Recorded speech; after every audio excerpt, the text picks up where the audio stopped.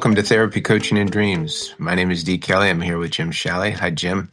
And my name is Jim Shalley, and I'm here with D. Kelly. It's good to see you today. We are in this season 2, digging into dreams and trying to understand how they might fit into some of what we talked about in season 1. And I thought it might be nice if we started off with a dream, and we'll toss around some of the things that come out of the dream, and then maybe explore a little bit about how it fits into the personality paradigm that we've been discussing for this podcast.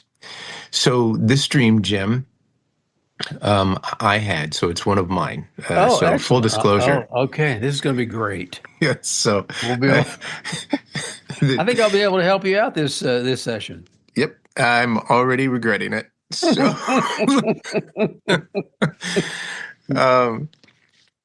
this happened. Now, this was a nighttime dream, not a daydream, not anything. You're just making it. Okay, all right. Correct. This was it was either January 1 or January 2, so it started off the new year for me. And great. Yeah, and you're in the dream, so I thought that would make this interesting for us.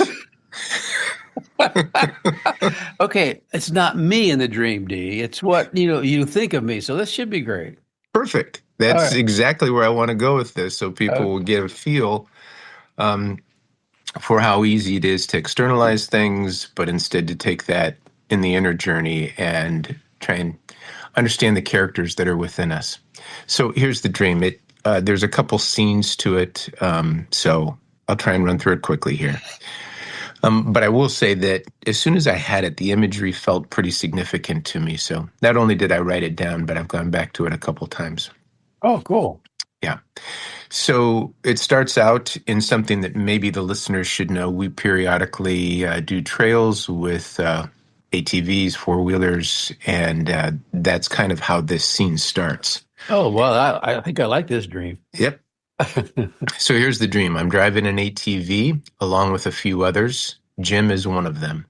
And there seems to be 2 others who may also be female or androgynous.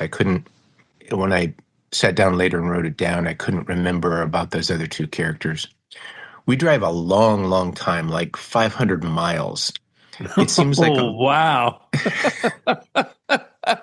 That's a big trail, buddy. Okay. Yeah. Sorry. And apparently we didn't have to refuel at any point in time. We just kept going. Yeah. It seems like a foreign land to me. The terrain includes large rock formations, dirt, and sand. There's nothing familiar about it. We reach the ocean. Jim and I enter into a home or a place of lodging. We are on a second-floor walkway overlooking a large living room kitchen area. It feels like we're in somebody's home.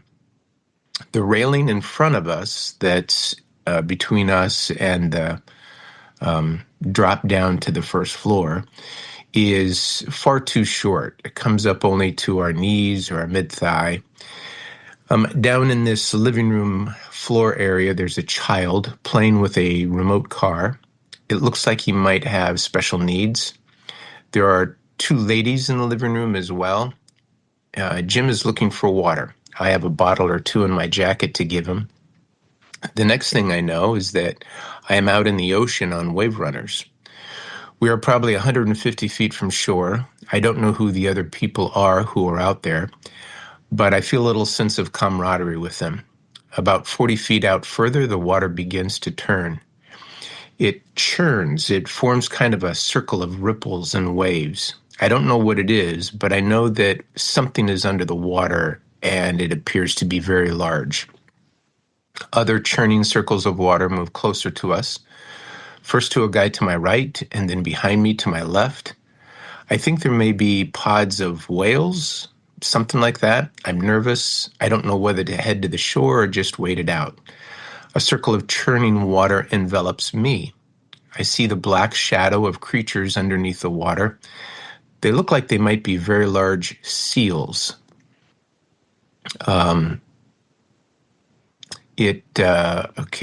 Lost my place here. Yep, look like they are seals. My legs are hanging in the water because the wave runner is rather small. That makes me even more nervous. I can't tell if they are playing, protecting, or scavenging. They are all around. and then the dream ends. So here we've got a dream with multiple scenes. One starts out in deserty area, ATVs. We make our way to the ocean, but there's this brief interlude that takes place in a lodge that includes railing, water, overlooking at a child and some women. And then being out 150 feet from shore on wave runners and the churning of the water that takes place.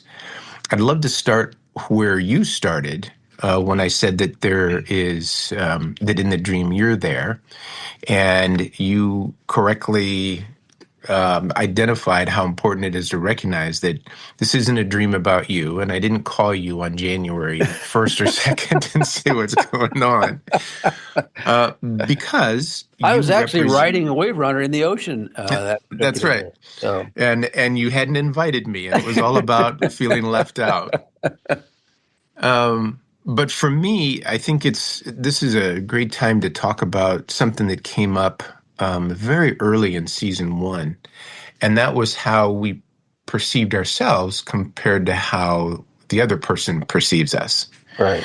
Yeah. So when the dream includes you, I know you don't see yourself as an initiator, but you represent that in my life, in that your energy to make decisions, to move forward, choices that take action, that I've had the privilege at times of kind of riding that wave, tagging along, being part of that. Okay, that makes sense. I think you view yourself more as the transformer energy, more of a feminine dynamic, and that makes perfect sense to me. But when you appear in my dream, mentally I move toward, that's the initiator voice in me that is calling me to move, calling me to be more dynamic. Got it. Okay. Okay. Makes sense. Yeah. So here we've got a scene where maybe I should just say the dynamic energy is showing up, because I tend to lean toward the static side. Both stabilizer and nurture are part of my kind of makeup. And so the dynamic side shows up in my dream, which is kind of the opening alert to me. Mm-hmm. What is it calling me to do inwardly that is important? It's also interesting that it comes at the beginning of the year, when psychologically we tend to make resolutions. We do all those kind of things too. That is a great point. So you're working with me. What would be a good direction for me to go with that? What kind of question would you ask that would help me tap into that before we get to the rest of the dream? Just the timing of it all. Yeah, I mean, I would ask the question. So, what's your anticipation for the new year? What are have you had any thoughts about that? Do you wonder how it's going to be? Is there anxiety around it? Any of those types of questions? Yeah, very good questions. And certainly the notion of establishing some type of a resolution is like culturally the norm where we live. Plus, personally, and I may not be completely correct here, though, the last year or so, you've really focused on initiating and really being more proactive about your career and the career changes you've made recently.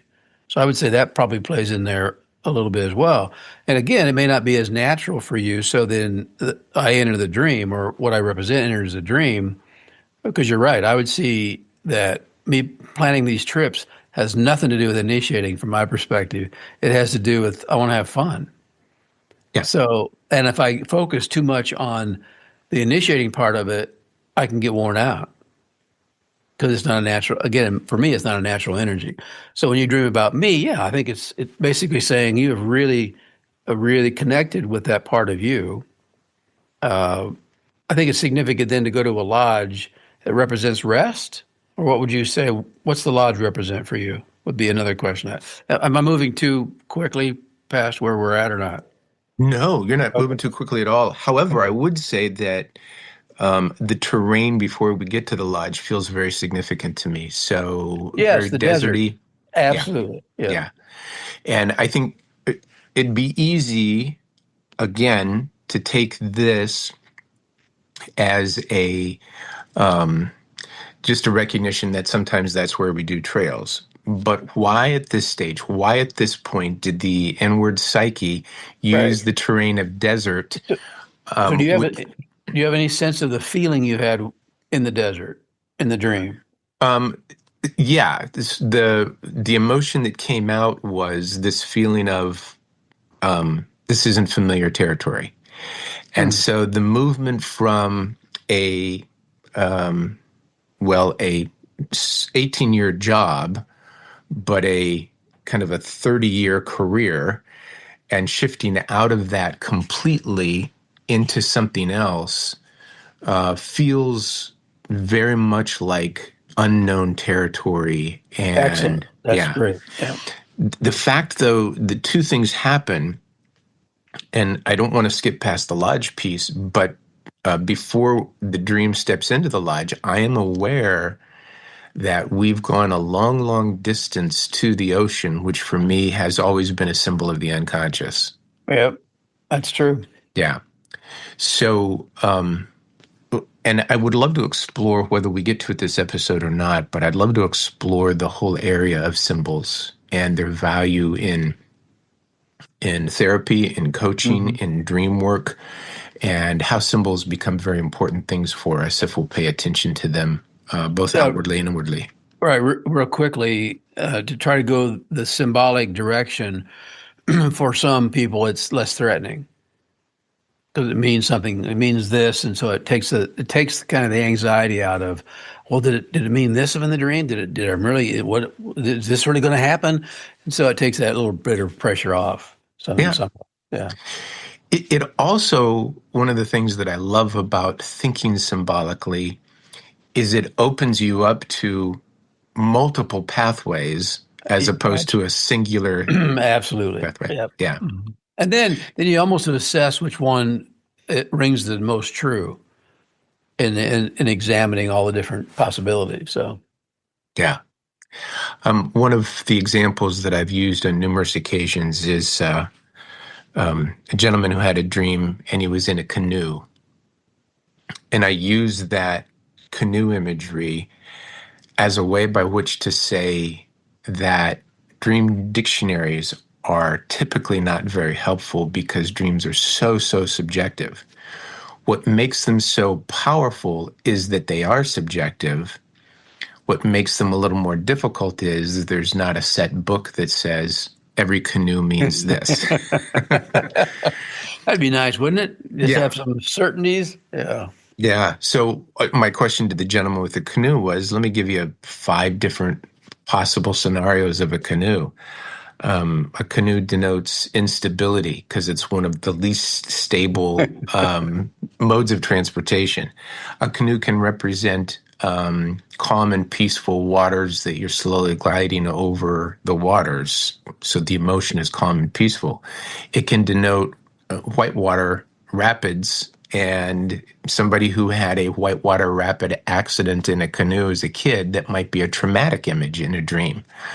And the fourth, which was his particular case, sometimes canoes represent wonderful family time of vacations with parents or siblings. Yep. And that was what resonated with them. But there's one symbol that could easily mean 4 or 5 different things. All right. To zero in on what is it subjectively it meant to him. So let's go with the lodge for. I think go it's ahead. interesting that you shifted from two things you love to do, which was the ATV and then just the wave runners. So what's the representative of using the wave running across the desert? Is there anything there for you as far as being on an ATV going through the desert for 500 miles, which is excessive for an ATV because you're right. You have to refuel at least, 3 or 4 or 5 times. So it only goes 100 miles. So I think it may not be. symbolically. Go ahead. I'm sorry. No, it may not be, but I'm just wondering. That would be interesting to know. I think symbolically, Because you love being on an ATV. I really do. Yeah. And the adventure is wonderful. I think there was a recognition, though. It's interesting how the the psyche can bring together multiple images that evoke different thoughts. And it doesn't matter if they're contradictory, you can hold them simultaneously. So the joy of the adventure, but looking back and feeling like it's taken a long time for me to get to where I am right now. And given what I know about your journey, I can see that would be very, very real and Yeah. symbolic of that. Yeah. And I think, I mean, the fact that it happened very early in January, start of a new year, I think it denotes, at least in part, this sense of great hope and anticipation, being on the edge of the unconscious in ways that I hadn't experienced in a while. And that's a wonderful thing to do. And you're right. I do enjoy wave runners just like I do ATVs. Let's pause for a moment between that. This lodge, for me, a lodge is like a potential dwelling place, whether it's permanent or temporary. It's a place to just take a breath for a few moments. But I do find it, in the dream, it felt precarious that the railings weren't quite as hard. Yeah, no, that is interesting. Yeah. So it's like the protective parts weren't as adequate. Or you were okay falling and risking. Yes. If the listeners don't know, I tend to be more static in the way I handle energy. And I also, from my perspective, lean toward the stabilizer, which values rules and sees the great benefit that regulations and consistency and predictability can bring. Mm-hmm. And so the fact that the railings are described specifically, they're too low, they only come up to my knees or thighs, that this isn't regulation here. They need to be a little... Who's doing the building code on this particular project? So I'm aware of it, but I don't leave. Was there fear associated with that, or just an observation? No, it was uncomfortable. Okay, all right, that's interesting. Okay, yeah, I live in a high rise, and I'm 22. I'm 22 floors up. That's a good point. And even my did you get up right away and go out and measure the railing, make sure it was? I haven't been out there since. No, even sometimes with a very sturdy railing, it feels pretty high up. I'm sure it does. But in the dream, I don't leave. I stay right there. I observe some interesting things, and that is that the feminine side is actively engaged, which felt good to me, and that there was a little child playing with toy, which means for me something new that's emerging, new life, new growth. Absolutely true. Yeah. And when you get to the ocean part with the underlying and the unconscious, something's under there. Yeah. So we'll get there. But the feminine was downstairs. It was safe. So the feminine energy was certainly present. Yeah. Yeah. And there was no threat either direction. There was like this comfort, even though the individuals, the feminine people down in that area, I didn't recognize any faces, but in the dream, we were both comfortable that we were in each other's presence. I was watching, they knew I was there, and everything was good. It was interesting that... Well, it really does represent a respite between the desert and the unconscious, or the refreshment of water, because if I ask the part of you, do you have water? So it is a transition to the water scene from that perspective, because the initiator carried the water with it in that sense. Yeah. Yeah. And the fact that I had a couple bottles of water with me. You were taking care of yourself. I was prepared and taking care of myself. I was thinking of what I need in order to make this trip work. But the initiator asked for it. So it's like the integration really is the initiator asked for the water. Your responder part of you had the water. Yeah. So, Yeah. yeah. So in that sense, this feels incredibly positive. And then we get to the raised anxiety part, which is the part of on a wave runner about 150 miles from shore, 150 feet from shore. I was going to say, whoa, you have quite some dreams here. 500 miles on an ATV and 150 miles on a wave runner. So several of us are out there riding on the surface of the water. Again, for me, in my journey with dreams, is good to be in contact with the unconscious, but it also is a safe space with the unconscious because I'm not going beneath the surface. Mm-hmm. But in the dream, but the wave runner was smaller than normal. Yep, and my feet were dangling in the water. Yep. So then the images begin, the churning of the water, the churning of the unconscious, the churning of that side of me that offers what is undeveloped, what is frightening, what can sometimes be anxiety producing, that there is this churning of activity that is bringing something to the surface. And one of the adages I used with somebody last week is the adage that if something comes up in the dream, we have the emotional capacity to work with it. That if it arises out of the unconscious in a dream, it's as if our psyche, our soul, is saying, yep, it's time. It's time to pay attention to these kinds of things. So as anxious as I was, there is this sense that I'm not leaving. I'm not going back to shore. It's all around me. I don't know. It's still unknown. But I have the capacity to deal with it. To use the classic thing, you are in uncharted territories. Man, I love that line. Yeah, I'll write that one down today, right next to the dream in my journal. Yeah, and that's accurate. And you did. A couple of years ago, you took off into uncharted territory. So yeah. I think even doing some work around 2026, the numbers, what does that represent? But that's for another time, perhaps. So, but what my appetite? Where would you think to go with that?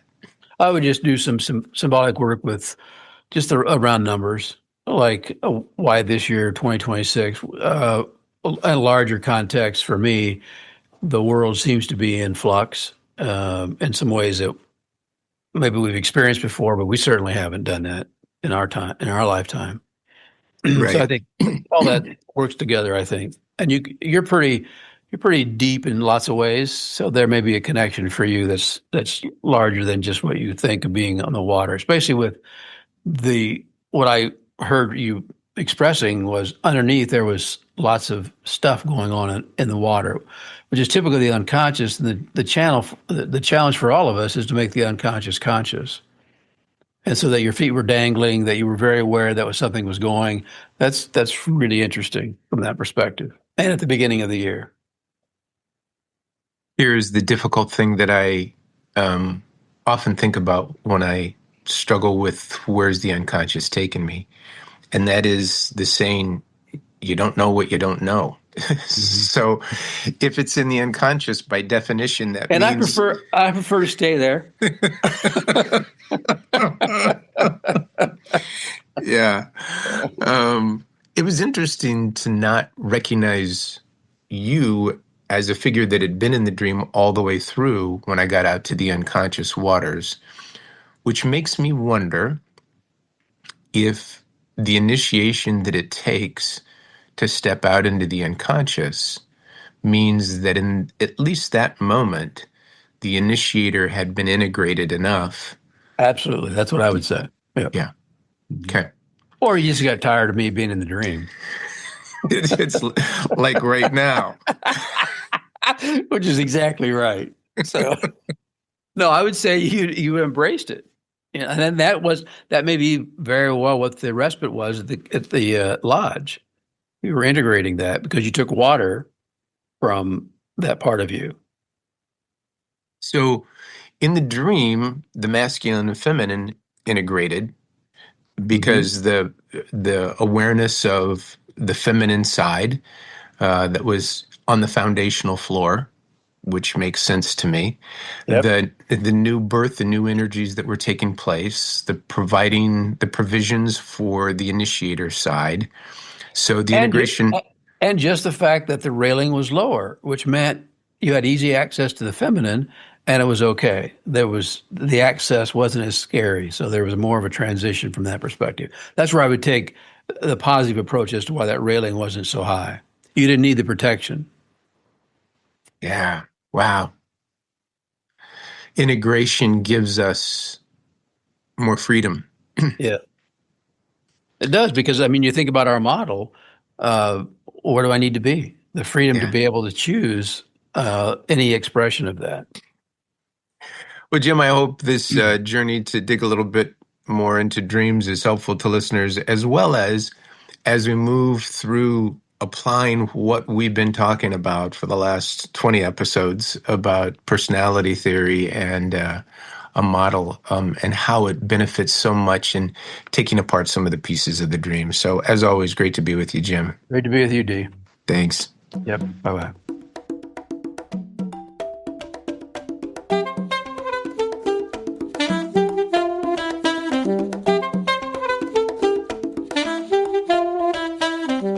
That's it for this episode of Therapy, Coaching, and Dreams. If you're enjoying the podcast, we'd love for you to follow, rate, or share it with someone who might appreciate it as well. Thanks for being here, and until next time, keep growing, stay curious, and take good care of yourself. I probably need to warn you ahead of time. I'm starting to wear a body cam just so I can record everything that goes on. I've been wearing one and live streaming a lot of the stuff that you do. So I guess I should have told you that. But so where's your body cam at? Do I really want to know? It's right here.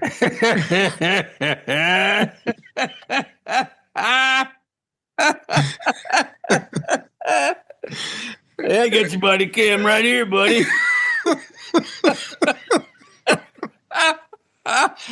Oh man. Yeah. Yeah, there's nothing to film here. Keep on walking.